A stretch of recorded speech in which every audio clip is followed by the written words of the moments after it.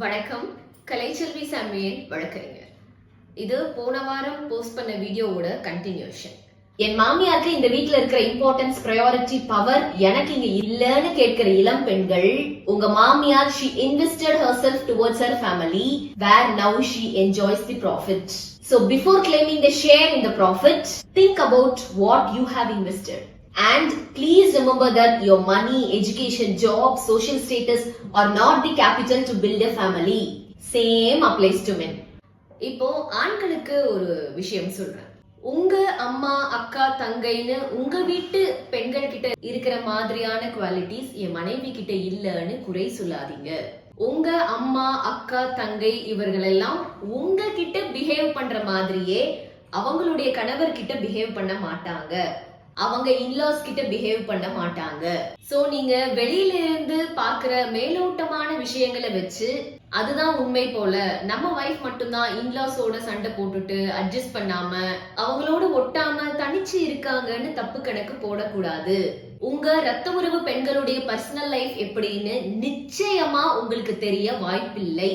எங்க அம்மா மாதிரி யாரும் வரமாட்டாங்கன்னு காலரை தூக்கிக்கிற ஆண்கள் எல்லாம் உங்க அம்மா, அக்கா, தங்கை, உங்க பெண் தோழி இவங்க எல்லாம் அவங்க பர்சனல் லைஃப்ல எப்படின்னு அவங்க இன்லாஸ் கிட்ட கேட்டா தான் உண்மை தெரியும். சோ தயவு செய்து மேலோட்டமா பாக்குற ஒரு விஷயத்தை வச்சு கன்க்ளூஷனுக்கு வராதீங்க. Don't judge a book by its cover. So இந்த உலகத்துல கெட்டவங்கன்னு யாருமே கிடையாது. அண்ட் இதெல்லாம் பண்ணதால என் மனைவி கெட்டவன்னு நீங்க சொல்றதால அது உண்மை ஆக போறதும் கிடையாது. நீங்கள் எதை விதைக்கிறீர்களோ அதையே அறுவடை செய்கிறீர்கள்.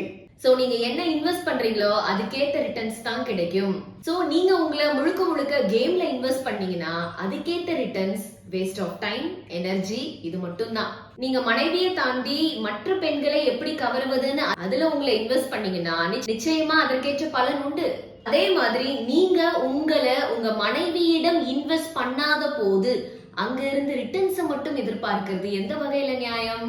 நான் என் மனைவியை கல்யாணம் பண்ணதே ஒரு பெரிய இன்வெஸ்ட்மெண்ட்னு நினைச்சீங்கன்னா சாரி, நீங்க எஃபர்ட்டே போடாம ரிட்டர்ன்ஸ் எடுக்கிறதுக்கு அது ஷேர் மார்க்கெட் கிடையாது. இங்க நீங்க இன்வெஸ்ட் பண்ணிருக்கிறது விளை நிலம். அறுவடை செய்வதற்கு காலம், பருவம் இதெல்லாமும் மிக மிக அவசியம். சோ திருமண பந்தத்தை பொறுத்தவரை யார் அவர்களை முதலீடு செய்ய தயாராக இருக்கிறார்களோ அவர்கள் மட்டும்தான் லாபத்தை அனுபவிக்க தகுதி பெற்றவர்கள். சோ இங்கே இருவரும் தங்களை முதலீடு செய்ய முற்பட்டால் இருவரும் லாபத்தில் பங்கு கொள்ளலாம். நன்றி.